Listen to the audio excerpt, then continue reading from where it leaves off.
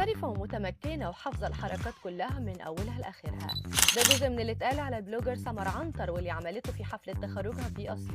إيه حكاية سمر عنتر دي بالظبط وليه طلع ترند؟ ده وأكتر هنعرفه مع بعض في الفيديو ده. خلال الساعات اللي فاتت انتشر فيديو على منصات التواصل الاجتماعي شغل الكل لبنت قالوا عنها انها قلبت الدنيا في حفله تخرج شباب وبنات كليه التربيه الرياضيه جامعه اسيوط دفعه 2024.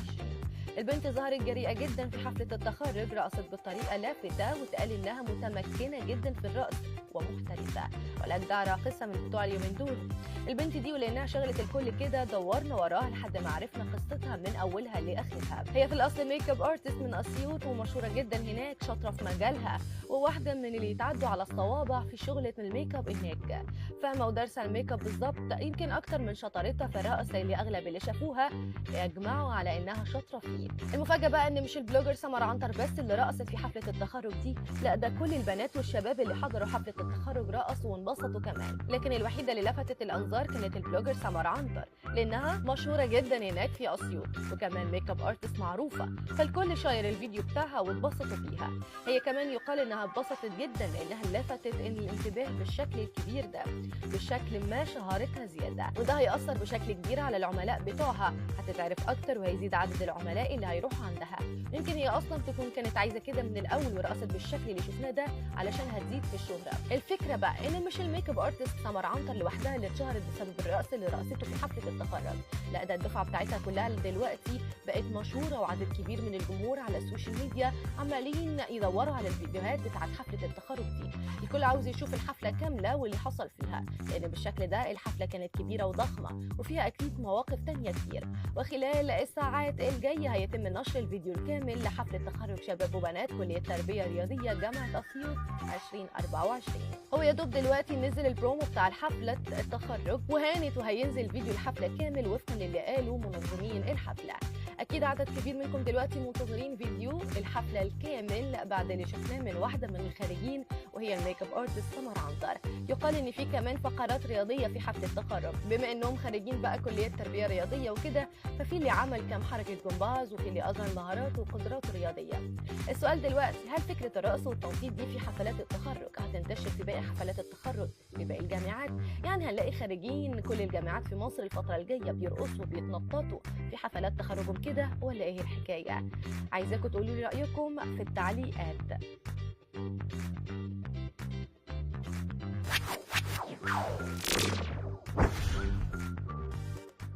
طيب يا جماعة، عشان بس الكلام كتير وبقي اوفر وناس كتير بتتكلم بدون ما تفهم واللي بيحوروا وبيقولوا كلام غريب، انا مش طالعة ابرر ولكن كنت مشغولة ومعرفتش ارد. مبدئيا دي كانت حفلة تخرجي، كلنا بنبقى مبسوطين بالتخرج بتاعنا، فانا طلعت رقصت عادي يعني، وده ما اسموش رقص اصلا. حرفيا حرفيا حرفيا كان في بنات بتهز جسمها كله بدون ذكر اسماء. في ناس كتير بترقص سواء في حفلة التخرج او الفرح. هل الفرح بيفرق عن حفلة التخرج؟ هل البنت لما بترقص في حفلة التخرج ويعتبر مش رقص هتبقى مختلفة عن البنت اللي بتهز في اي فرح؟ وظهرت بعض من الصور لحفلات التخرج وبنات بترقص وبتهيص. ليه دول ما خدوش الترند ونقال عليهم كلام؟ واللي طالع يقول انا ماليش ذنب عشان اطلع معاها، ويا ترى مالكمش ذنب تطلعوا معايا ولا علشان خاطر انتوا كنتوا بترقصوا برضو؟ وعلى فكرة انا فرحتي كانت فرحة عادية، ولا كنت بعمل كده عشان اخد الترند ولا الكلام الفاضي ده. انا كنت فرحانة حواليا صحابي واهلي وحبايبي فرحانلي، وللأسف هم استغلوا كده علشان يشهروا بيا ويقولوا كلام عني وحش ويطلع ترند، مش عارفة ليه يعني. أنا بتشرف جدا بالكلية بتاعتي وبتشرف بدكاترتي، بأي حق تغلطوا في الكلية ملهاش ذنب أصلا. وبالنسبة للبنات اللي بتنزل بيشهروا بيا، أنا ما عملتش حاجة وحشة معاكم خالص، بتشوفوني حبيبتي ويا عمري، ما قصرتش مع حد فيكم خالص، ما عملتش أي حاجة غلط، ما أذيتش حد فيكم. كل حاجة حصلت دي جاية من عندكم، يعني نزلت وشهرتوا بيا من عندكم، انتوا اللي عملتوا كل ده، انتوا. ان شاء الله هاخد اجراءات قانونيه قصاد اي حد شهر بيا. ركزي في حياتك يا حبيبتي، بدل ما تلاقي الدنيا بتلف عليكي ويتقال عليكي اضعاف كده. ربنا يهديكي.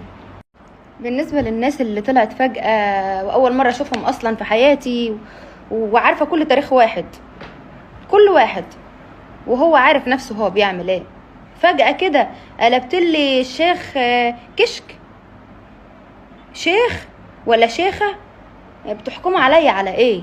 مش انت اللي تقولي لي الحلال والحرام فين؟ لو بتتكلموا على الحلال والحرام تعالوا نتكلم مع بعض. يعني مثلا زي عروسه بتلبس روب، بتجيب فوتوغرافر، تمام، مش بيصورها في الاوضه وهي لابسه الروب؟ مش ده حرام ولا ايه؟ ولا انتوا لوكلوك على الفاضي ومفيش الشعر؟ لما العروسه مثلا يوم فرحها بتبقى محجبه حجاب كامل، تروح قلع الحجاب خالص وبتصور بشعرها وتعمل فيديوهات بشعرها، مش ده حرام؟ كل واحد عارف الحلال والحرام، احنا كبار مش صغيرين. بتتكلموا على ان مثلا انت رقصتي قدام ولاد، في تجمعات، اللي هو الفرح مفيش ولاد ومفيش بنات، مفيش رقص، مش بيشوفوا بعض، مش بيهزوها جامد ولا ايه؟ طيب انتوا بتقولوا انت بترقصي بتعملي الحركات دي قدام الولاد. على الاقل انا رقصي ما كانش ملفت، ومش ذنب ان انا كنت مختلفه، انا ما عملتش اي حاجه خالص، اهلي عارفيني كويس قوي، وما عملتش اي حاجه في الخفه نهائي نهائي نهائي. زي ما انت بتقولي في تجمعات، ما في افراح بيبقى في تجمعات وبيبقى في مسخره، انا على الاقل بعمل كل حاجه قدام كل الناس. مش مشكلتي اني ظاهره، مش مشكلتي، ما عملتش اي حاجه، وكفايه اهلي عارفين بنتهم بتعمل ايه. ما بعملش اي حاجه في الخفه خالص، كل حاجه على عينك يا تاجر، ما بخافش من حد. بالنسبه لاهلي، انا اهلي علموني الصح والغلط كويس، فما تجيش حضرتك تشككي في تربيه ابويا وفي امي واخواتي.